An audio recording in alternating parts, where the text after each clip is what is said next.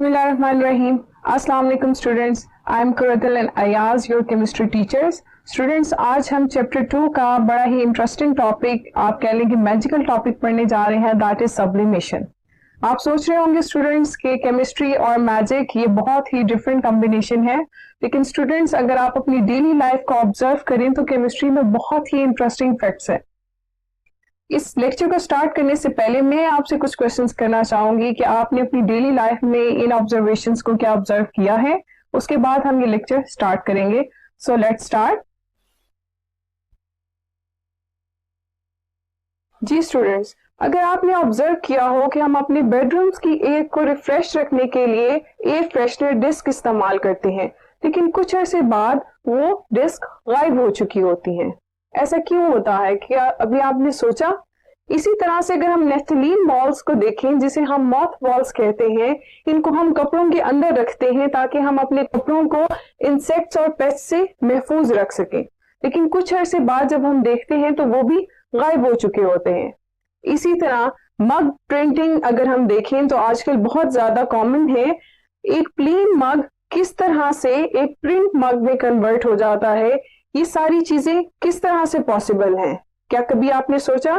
तो इसका आंसर ये है कि that is the magic of chemistry, जिसका नाम है सब्लिमेशन। जी स्टूडेंट्स, सब्लिमेशन जिसके अंदर सॉलिड्स जो हैं वो वेपर्स में कन्वर्ट होते हैं, जैसे कि एयर फ्रेशनर डिस्क जो गायब हो गई थी एक्चुअली वो वेपर्स में कन्वर्ट होगी। इसी तरह से नेफ्थलीन बॉल्स वो भी वेपराइज हो गए। और जो हम मग प्रिंटिंग इस्तेमाल करते हैं उसके अंदर क्या होता है कि जो सॉलिड डाई होती है वो कन्वर्ट हो जाती है वेपर्स में और एक मग, प्लेन मग को प्रिंट मग में कन्वर्ट कर देती है।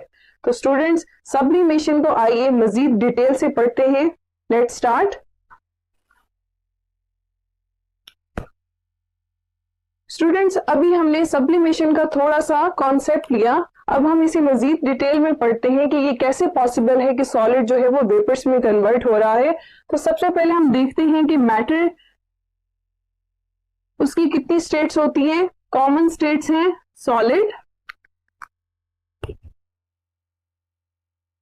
Liquid and gas. जब भी आप एक स्टेट को हीट करेंगे तो उसके अंदर चेंजेस आएंगी और यहां पर फेज ट्रांजिशन हो जाएगी।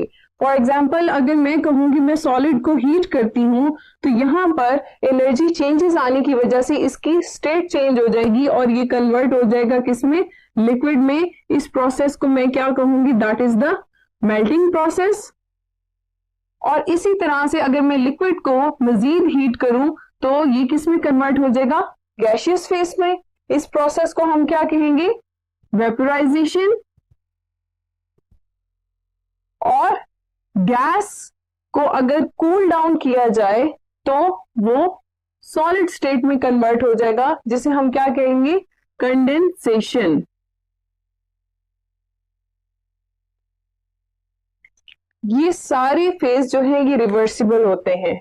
लिक्विड को आप वापस कूल डाउन करेंगे तो ये वापस सॉलिड में कन्वर्ट हो जाएगा। इसी तरह से गैस को दोबारा से आप कूल करेंगे तो वो लिक्विड में कन्वर्ट हो जाएगा और गैस सॉलिड को दोबारा हीट करने से वो गैसियस फेज पे चली जाएगी। ये तो था step by step phase transition. लेकिन स्टूडेंट्स, यहां पर सब्लिमेशन में क्या होता है कि सॉलिड को जब हीट किया जाए और वो डायरेक्टली कन्वर्ट हो जाए गैसियस फेज में, तो this process is known as sublimation. जब सॉलिड डायरेक्टली कन्वर्ट होगा गैसियस फेज में without going into the liquid phase, this process is known as sublimation. और इसी तरह से जब हम इन वेपर्स को दोबारा से कंडेंस करेंगे और वो सॉलिड में कन्वर्ट हो जाएगा और इसे हम क्या कहेंगे? D sublimation. ये इसका रिवर्स प्रोसेस है। ठीक है। अब स्टूडेंट्स, हम इसकी प्रॉपर डेफिनेशन देखते हैं कि हम सब्लिमेशन को किस तरह से प्रॉपरली डिफाइन कर सकते हैं। जी, the process in which a solid when heated vaporizes directly without going into liquid phase is called sublimation। ठीक है स्टूडेंट्स, ये वही बात हमने थ्योरेटिकली एक्सप्लेन की कि जब आप एक सॉलिड को हीट करेंगे कि वो डायरेक्टली वेपर्स में कन्वर्ट हो जाए without going into liquid phase, this process is known as sublimation. Students, अगर हम इसे शॉर्ट फॉर्म में लिखना चाहें कि solid is converting into vapour state, इसी तरह से है। रिवर्सिबल रिएक्शन का क्या मतलब है कि वेपर्स को जब हम कंडेंस करते हैं तो वो सॉलिड में कन्वर्ट हो जाते हैं। It's mean sublimation, that is a endothermic process,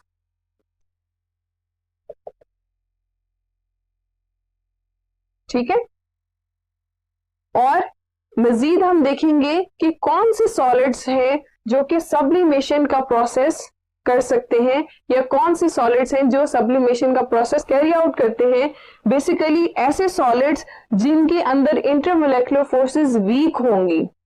जब उनके अंदर इंटरमोलेकुलर फोर्सेस वीक होंगी, इंटरमोलेकुलर फोर्सेस बेसिकली क्या होती हैं? The forces present between the molecules, जिसकी वजह से एक सॉलिड जो है आपस में उसके एटम जो है वो कंबाइन होते हैं। जब इंटरमोलेकुलर फोर्सेस वीक होंगी तो वो आसानी से वेपर स्टेट में कन्वर्ट हो सकती हैं। तो ऐसे सॉलिड्स जिनमें intermolecular forces, weak intermolecular forces, weak molecular forces are present, ठीक है। और इसके अलावा हम क्या कहेंगे कि ऐसे सॉलिड्स जो रूम टेम्परेचर पे हाई वेपर प्रेशर हो, ऐसे सॉलिड्स जिनका रूम टेम्परेचर पे वेपर प्रेशर हाई हो, इस तरह के सॉलिड्स भी सब्लिमेशन शो करेंगे, ठीक है। ये दो प्रॉपर्टीज हैं सॉलिड्स की, जिस सॉलिड में ये दोनों प्रॉपर्टीज मौजूद होंगी आप कह सकते हैं कि ये सॉलिड जो है वो सब्लाइम हो सकता है। स्टूडेंट्स, अब बात आती है कि कौन सा ऐसा टेम्परेचर है या कौन सा टेम्परेचर होता है जिसपे एक सॉलिड जो है वो सब्लाइम होगा। उसे हम कहते हैं कि ऐसा टेम्परेचर जो ट्रिपल पॉइंट से नीचे हो, बिलो द ट्रिपल पॉइंट, वहां पर सॉलिड सब्लाइम होता है। अब स्टूडेंट्स, आपके जहन में बात आ रही होगी कि ट्रिपल पॉइंट क्या होता है, तो आइए देखते हैं ट्रिपल पॉइंट क्या है। स्टूडेंट्स, ट्रिपल पॉइंट वो पॉइंट है जहां पर एक सॉलिड की तीनों स्टेट्स को एग्जिस्ट कर रही हो।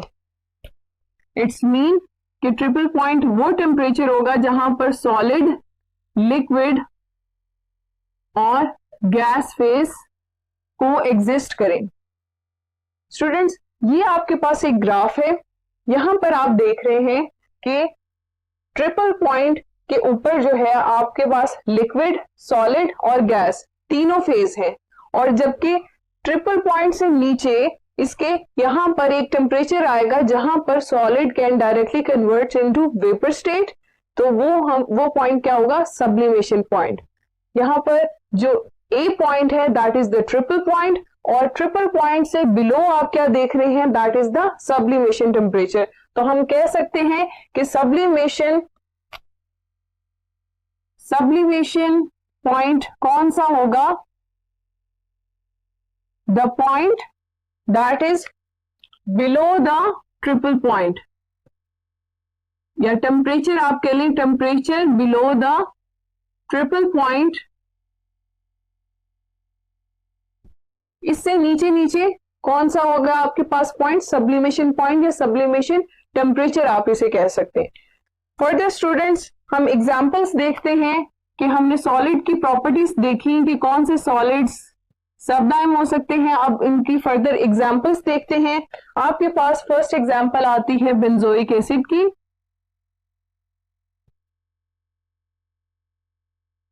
इसके अंदर भी वीक इंटरमोलेकुलर फोर्सेस होंगी और ये इजीली वेपर स्टेट में कन्वर्ट हो जाएगा। नेक्स्ट आपके पास नेफ्थलीन बॉल्स हैं, या नेफ्थलीन आप कह लें, जिसको हम कॉमन नेम मॉथ बॉल्स भी कहते हैं। इसके अलावा आपके पास आयोडीन है, आप इसकी पिक्चर देख रहे हैं, ये इजीली गैसियस फेस में कन्वर्ट हो जाती है या आप कह लें कि सबलाइम होती है। इसके अलावा आपके पास है सॉलिड कार्बन डाइऑक्साइड, जिसे हम क्या कहते हैं, dry ice. Dry ice students बहुत ही ज्यादा यूजफुल होती है। ड्राई आइस का टेम्परेचर बहुत ज्यादा लो होता है as comparison to normal ice. तो अगर आप एक कंटेनर में कोई आपकी कोल्ड ड्रिंक्स हैं, उन्हें ज्यादा देर तक कूल रखना चाहते हैं, तो बेटर ऑप्शन है कि आप वाटर आइस की बजाय ड्राई आइस को इस्तेमाल करें। इसके अलावा students, dry ice medical field में भी बहुत ज्यादा इंपॉर्टेंट है। ड्राई आइस इतना ज्यादा, इसका माइनस टेम्परेचर होता है -78.5 डिग्री सेंटीग्रेड। इतना लो टेम्परेचर होने की वजह से dry ice as an antiseptic इस्तेमाल होती है। जो लोग जल जाते हैं तो उनकी स्किन पे ड्राई आइस जो है वो कूलिंग इफेक्ट के तौर पर भी इस्तेमाल होती है, क्योंकि ड्राई आइस जो है वो लिक्विड में कन्वर्ट नहीं होती, डायरेक्टली वेपर्स में कन्वर्ट हो जाती है। तो इस वजह से ये ड्राई आइस वाटर आइस के मुकाबले ज्यादा बेहतर होती है। स्टूडेंट्स, फर्दर हम सब्लिमेशन में दो टर्मिनोलॉजीज को पढ़ेंगे। प्रोसीजर पे जाने से पहले मैं उन टर्मिनोलॉजीज को एक्सप्लेन कर दूं ताकि आपको आसानी हो प्रोसीजर को समझने में। First is the सब्लिमेंट।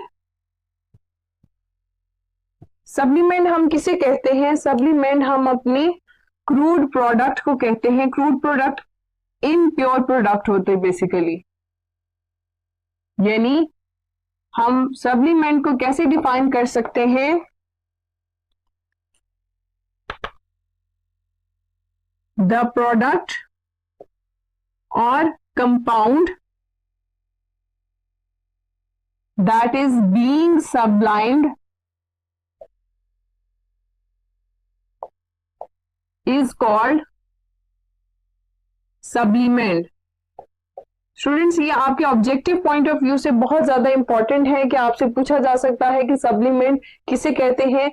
जिस प्रोडक्ट की आपने प्यूरिफिकेशन करनी हो उसे आप क्या कहेंगे? सब्लिमेंट कहेंगे। और इसी तरह से नेक्स्ट टर्मिनोलॉजी आती है sublimate. The compound that is obtained in the pure form after sublimation is known as sublimate। यानी इम्प्योर प्रोडक्ट जब प्योर फॉर्म में कन्वर्ट हो जाता है, pure compound obtained after sublimation, that is the sublimate।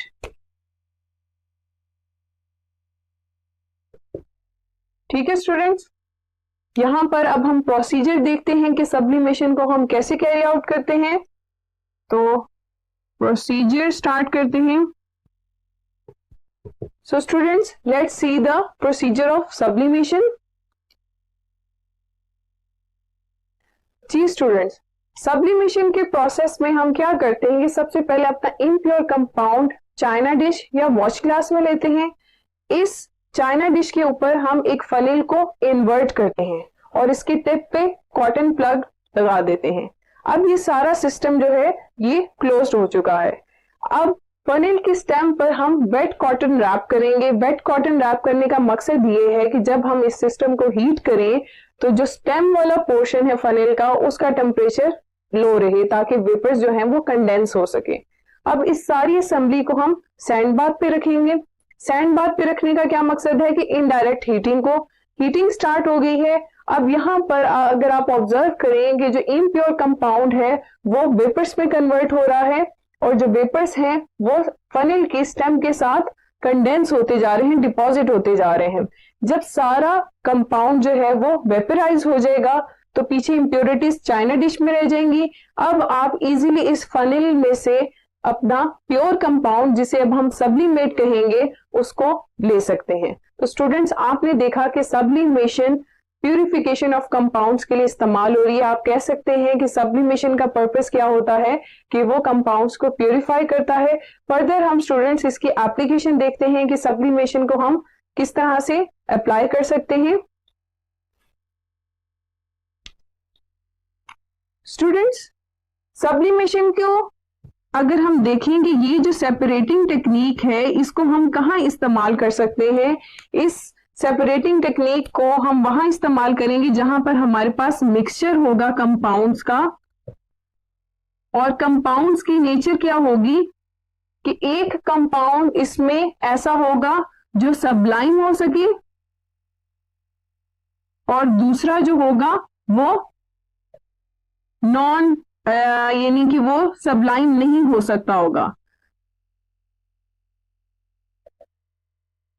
जब आपके पास ऐसा मिक्सचर आए और ये कंपाउंड आपका थर्मली स्टेबल भी हो तो इस केस में हम जो सेपरेटिंग टेक्निक है वो सब्लिमेशन इस्तेमाल करेंगे। इसी तरह से स्टूडेंट्स, अगर आपके पास सैंपल बहुत ज्यादा कम है यानी माइक्रो सैंपल है, मींस कि उसकी अमाउंट लेस देन 100 ग्राम है, तो तब भी आप सेपरेटिंग टेक्निक यहां पर सब्लिमेशन इस्तेमाल करेंगे। हमने यहां पर बात की कि मिक्सचर ऑफ कंपाउंड्स, सब्लिमेंट एक ऐसा कंपाउंड होगा जो सब्लाइम हो सकता होगा, एक ऐसा कंपाउंड होगा जो सब्लाइम नहीं हो सकता। उसकी हम एक एग्जांपल डिस्कस करते हैं। अगर स्टूडेंट्स मैं आपसे कहूं कि मेरे पास एक मिक्सचर है that is of ammonium chloride and chalk powder, ये मिक्सचर है। अब आपके पास इंफॉर्मेशन है कि अमोनियम क्लोराइड ये सब्लाइम हो सकता है और चॉक पाउडर ये सब्लाइम नहीं हो सकता, तो इट्स मीन कि हम इस मिक्सचर को सब्लिमेशन के थ्रू सेपरेट कर सकते हैं। तो हम क्या करेंगे स्टूडेंट्स, सबसे पहले हम अपने मिक्सचर को वॉच ग्लास में लेंगे, उसके बाद इसके ऊपर हम एक फनेल को इन्वर्ट करेंगे, फनेल के टिप पे कॉटन प्लग लगाएंगे ताकि ये सारा सिस्टम आइसोलेट हो सके। इसी तरह से इसकी वॉल्स पे वेट कॉटन को रैप करेंगे और ये सारी असेंबली को अब हम सैंड बाथ पे हीट करेंगे। ये हमारा इम्प्योर कंपाउंड या सॉरी आपके लिए यहां पर ये मिक्सचर है। इस मिक्सचर को हम क्या कहेंगे?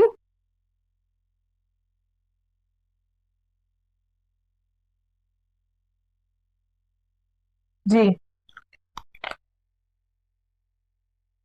इस तरह से आ गया, ये वेट कॉटन आ गई, इसके नीचे सैंड बाथ है और इनडायरेक्ट हीटिंग, और ये स्टूडेंट्स आपका फ्लेम आ गया। अब हो गया क्या, जब आप हीटिंग स्टार्ट करेंगे तो अमोनियम क्लोराइड क्योंकि वो सब्लाइम हो सकता है, उसके वेपर्स बनना शुरू हो जाएंगे और वो फनेल की वॉल के साथ जाकर डिपॉजिट होना शुरू हो जाएंगे। सारा का सारा अमोनियम क्लोराइड जो है वो फनेल की वॉल्स पे डिपॉजिट हो जाएगा। जब हम देखेंगे कि मजीद हमारे पास वॉच ग्लास में कोई भी मास डिफरेंस नहीं आ रहा, यानी मास डिफरेंस का मतलब है कि अमोनियम क्लोराइड जब ऊपर डिपॉजिट हो रहा होगा तो नीचे आपके पास जो मिक्सचर की क्वांटिटी थी वो कम होती जा रही है। तो हम क्या करेंगे, अब यहां पर ये फनेल को रिमूव करेंगे इस तरह से और सिंपल अपना pure compound that is ammonium chloride इसे हासिल कर लेंगे और चॉक पाउडर यहीं पे रह जाएगा।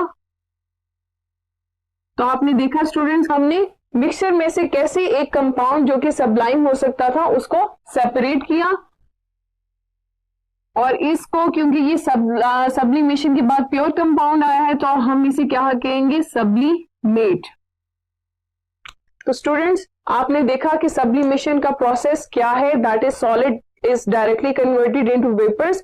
उसके बाद हमने उसका प्रोसीजर भी देखा, एग्जांपल्स डिस्कस कर ली और एप्लीकेशन भी देख ली। अब स्टूडेंट्स कुछ बोर्ड से रेलेवेंट क्वेश्चंस हम इस टॉपिक के डिस्कस करते हैं जो आपके बोर्ड के पॉइंट ऑफ व्यू से इंपॉर्टेंट है।